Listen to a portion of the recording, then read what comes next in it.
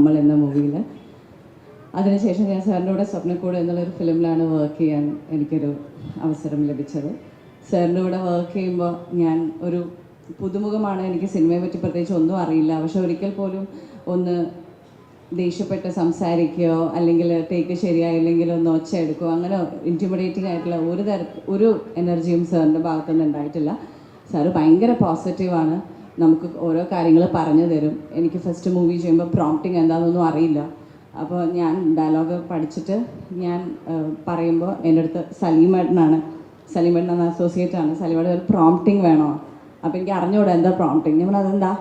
അപ്പോൾ എൻ്റെ അടുത്ത് പറഞ്ഞു ഇങ്ങനെ ഡയലോഗ് ഞങ്ങൾ പറഞ്ഞു തരും, അപ്പോൾ പറഞ്ഞാൽ മതി എന്നിട്ട് മറ്റുള്ളവർ ചെയ്യുന്നത് കാണിച്ചു തന്നു. ഞാൻ എനിക്കത് പറ്റണില്ല, ബിക്കോസ് അതിനൊരു കഴിവ് വേണം. അവർ പറയുന്നത് കേട്ട് അതുപോലെ ഡിസ്ട്രാക്റ്റഡ് ആയിട്ട് പറയാൻ എനിക്ക് പറ്റുന്നുണ്ടായിരുന്നില്ല. ഞാൻ പറഞ്ഞില്ല, ഞാൻ പഠിച്ചു പറഞ്ഞോളാം. അപ്പോൾ കമൽ സാർ എൻ്റെ അടുത്ത് പറഞ്ഞു പഠിച്ചു പറയട്ടെ, തുടക്കമല്ലേ, ഫസ്റ്റ് മൂവി അല്ലേ, അതൊക്കെ പഠിച്ചു പറയട്ടെ, അതൊക്കെ ആവശ്യം വരും. അങ്ങനെ എനിക്ക് ബൈഹാർട്ട് ചെയ്ത് പറഞ്ഞാൽ തന്നെയായിരുന്നു എനിക്ക് ഭയങ്കര ഈസി. കാരണം ഞാനൊരു കോൺവെൻറ്റിൽ പഠിച്ചുകൊണ്ട് എനിക്ക് ബൈഹാർട്ട് ചെയ്യാന്ന് പറയുന്നത് ഭയങ്കര ഈസി ആയിരുന്നു. അതെനിക്ക് ആ ഒരു ടിപ്പ് എനിക്ക് തോന്നുന്നു എനിക്ക് ഇപ്പോഴും വളരെ യൂസ്ഫുള്ളാണ്. ഇപ്പോൾ ഈവൻ കന്നഡ ചെയ്യുമ്പോഴും തെലുഗു ചെയ്യുമ്പോഴും ഒക്കെ ഞാൻ ഫുൾ ഡയലോഗ്സ് എഴുതിയെടുത്ത് ബൈഹാർട്ട് ചെയ്തിട്ടാണ് പറയുക. അപ്പോൾ അങ്ങനെ ഒരു ചിലരെങ്കിലും എൻ്റെ അടുത്ത് ഇങ്ങനെ ബൈഹാർട്ട് ചെയ്ത് തരുമ്പോൾ ഞാൻ ഈ കഥ ഇടയ്ക്കിടയ്ക്ക് പറയും, സാർ പറഞ്ഞിട്ടില്ല, പഠിച്ച് പറഞ്ഞാൽ മതി എന്നുള്ള. സാറിൻ്റെ കൂടെ എനിക്ക് ഇപ്പോൾ ഒരുപാട് നാളുകൾക്ക് ശേഷം ഇങ്ങനെ ഒരു ഫംഗ്ഷൻ വെച്ച് കാണുമ്പോൾ എനിക്ക് കുറേ മെമ്മറീസ് ഞാൻ അവിടെ ഇരുന്ന് ആലോചിക്കുകയായിരുന്നു. ഇവൻ സിദ്ധു ചേട്ടൻ, ഞാൻ ഫസ്റ്റ് സാറിനെ കാണാൻ വരുമ്പോൾ സിദ്ധു ചേട്ടനും ജിഷ്ണു ചേട്ടനും ഇരുത്തി കമൽ സാർ കഥ പറഞ്ഞു കൊടുക്കുകയാണ്.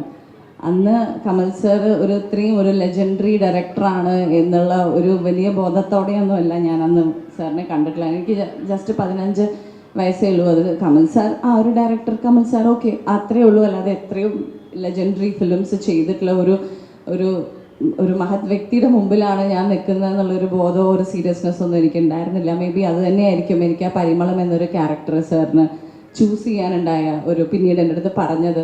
വന്നപ്പോൾ ആ ഒരു സംസാര രീതി, അല്ലെങ്കിൽ ഒട്ടും സ്ട്രെസ്ഡ് ആയിരുന്നില്ല. എന്തൊക്കെയോ ഞാൻ ഇങ്ങനെ സംസാരിച്ച്, ഞാൻ പലപ്പോഴും ഇൻ്റർവ്യൂസിലും പറഞ്ഞിട്ടുള്ളതാണ്, സാറിൻ്റെ അടുത്ത് ഞാൻ സംസാരിച്ചുകൊണ്ടിരിക്കുന്ന ആ ഒരു രംഗം ഞാൻ സാറിൻ്റെ അടുത്തൊരു മൂവിയുടെ കാര്യത്തിന് വേണ്ടി പോയ പോലെയല്ല. സാർ എന്തോ എൻ്റെ തിരക്കുള്ള ഒരു ദിവസത്തിൽ സാർ എന്നെ കാണാൻ വന്ന പോലെയായിരുന്നു. എനിക്ക് അങ്ങനത്തെ ഒരു രീതിയിലാണ് ഞാൻ സംസാരിച്ചുകൊണ്ടിരുന്നത്. എനിക്ക് ഡാൻസ് ക്ലാസ് ഉണ്ട്, ഡാൻസിന് പോകണം എന്നൊക്കെ പറഞ്ഞു. എനിക്കങ്ങനെ സാറ് പിന്നീട് എൻ്റെ അടുത്ത് പറഞ്ഞിട്ടുണ്ട്, ആ ഒരു സംസാര രീതിയും ഒക്കെയാണ് എനിക്ക് പരിമളം ഇവള് ചെയ്താൽ കൊള്ളാം എന്ന് തോന്നിയെന്നുള്ളത്. പിന്നെ സിബി സാറായിട്ടും എനിക്ക് പറയാനുള്ള, ഞങ്ങൾ അതിന് മുൻപ് നമ്മൾ ചെയ്യുന്നതിന് മുമ്പ് സിബി സാർ ഞങ്ങളൊരു ഫംഗ്ഷൻ കണ്ടിട്ട് സിബി സാർ അത് എൻ്റെ അടുത്തും അച്ഛൻ്റെ അടുത്തും സംസാരിക്കുകയും സിബി സാർ എൻ്റെ അടുത്ത് പറഞ്ഞു നമുക്ക് മൂവി ചെയ്യണം കേട്ടോ എന്നൊക്കെ. പക്ഷെ അതിന് മുൻപ് നമ്മൾ ഓക്കെ എന്ന് വെച്ചാൽ അങ്ങനെ സീരിയസ് ആക്കി എടുക്കുകയോ അല്ലെങ്കിൽ അത് സീരിയസ് ആയി പറഞ്ഞാണെന്നൊന്നും നമ്മളങ്ങനെ ആലോചിച്ചില്ല.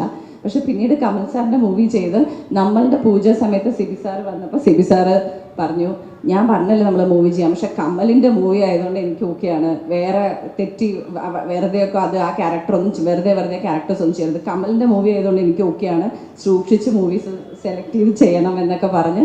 ആൻഡ് നമ്മൾ കഴിഞ്ഞ് റിലീസ് ആവുന്നതിന് മുമ്പ് തന്നെ എനിക്ക് സിബി സാറിൻ്റെ മൂവി ഞാൻ അഭിനയിച്ചു. അത് ഇലകൾ പച്ച പൂക്കൾ മഞ്ഞ എന്നായിരുന്നു, പിന്നെ കിസാൻ എന്നും പേരിട്ടുണ്ടായിരുന്നു. സോ എനിക്ക് 2 ലെജൻഡറി ഡയറക്ടേഴ്സിൻ്റെ കൂടെ എൻ്റെ തുടക്കകാലത്ത് തന്നെ 2 ഫിലിംസ് ചെയ്യാൻ സാധിച്ചു.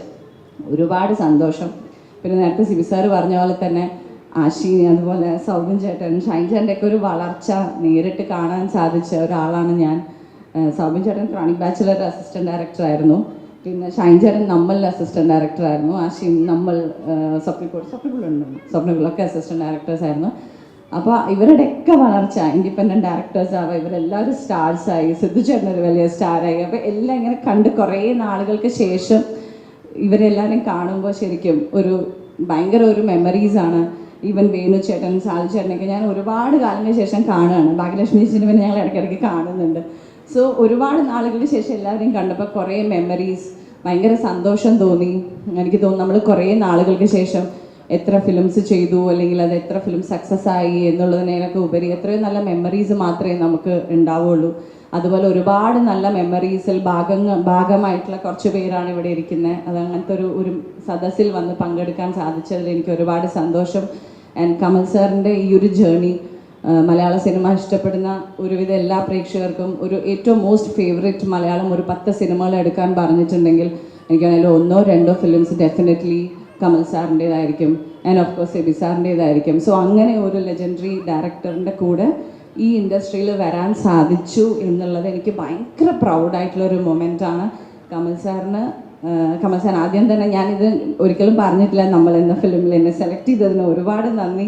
ആൻഡ് സാറിൻ്റെ മുന്നോട്ടുള്ള ജേർണിക്ക് എൻ്റെ എല്ലാവിധ ആശംസകളും അറിയിക്കുകയാണ്. ഒരുപാട് നല്ല സിനിമകളും ഒരുപാട് നല്ല കഥാപാത്രങ്ങളും ഇനിയും ഉണ്ടാവട്ടെ. സാറിന് എല്ലാവിധ ആശംസകളും അറിയിക്കുന്നു. Thank you so much sir. Thank you.